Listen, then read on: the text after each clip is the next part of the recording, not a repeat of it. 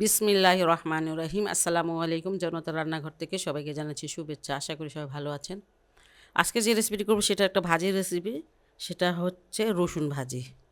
যাই হোক, রসুন ভাজিটা আমি কীভাবে করি সেটা দেখেন। এখানে আমি তেল দিয়ে দিয়েছি, একটু বেশি তেল লাগবে। আর দিয়ে দিচ্ছি পেঁয়াজ। এখানে দেশি পেঁয়াজ 4টা আছে। এটা সরিষার তেল, তাই ফেনা ফেনা হচ্ছে। পেঁয়াজটা কিন্তু লাল করা লাগবে না, এটা ভাজতে ভাজতে লাল পরে মানে হয়ে যাবে। এখানে আমি কিছুটা মশলা দিয়ে দিলাম। মরিচের গুঁড়া 1 চামচ, জিরার গুঁড়া আধা চামচ, ধনিয়ার গুঁড়া আধা চামচ, আর হলুদের গুঁড়াটা আধা চামচ। 1 চামচ পানি দিয়ে দিচ্ছি।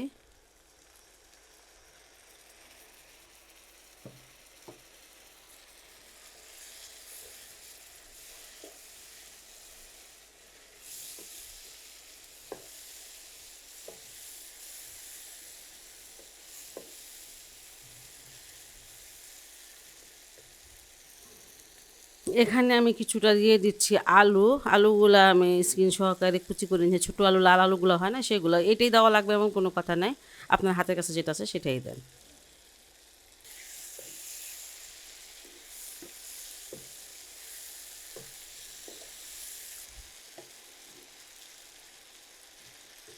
এখানে একটা টমেটো দিয়ে দিলাম।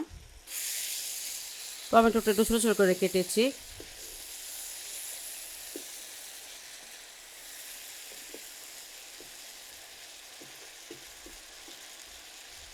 আর এখানে আমি দিয়ে দিলাম 250 গ্রাম রসুন।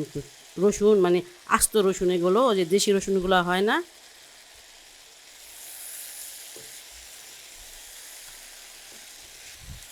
এখন রসুনটা এতই সস্তা, পেঁয়াজ থেকেও দাম কম। 3 কেজি রসুন রাখলাম 100 টাকা দিয়ে।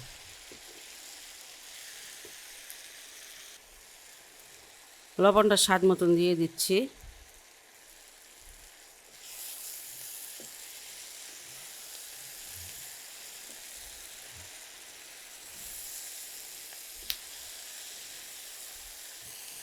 আমি আঁচটা এই মুহূর্তে কমিয়ে দিব, আর অল্প আঁচে এগুলো একদম ভাজা ভাজা করে নিব।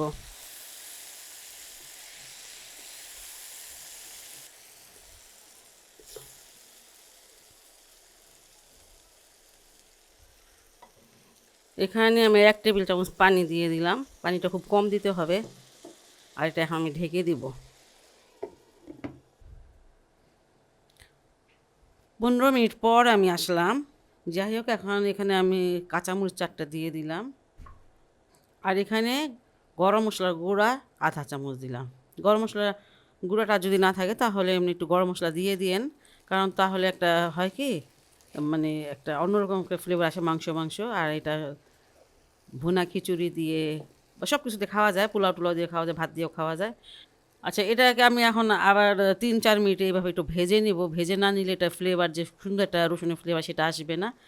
খুবই সহজ, খুবই টেস্টি, একটা হেলদি একটা রেসিপি। আপনারা বাসায় এটা অবশ্যই অবশ্যই ট্রাই করবেন।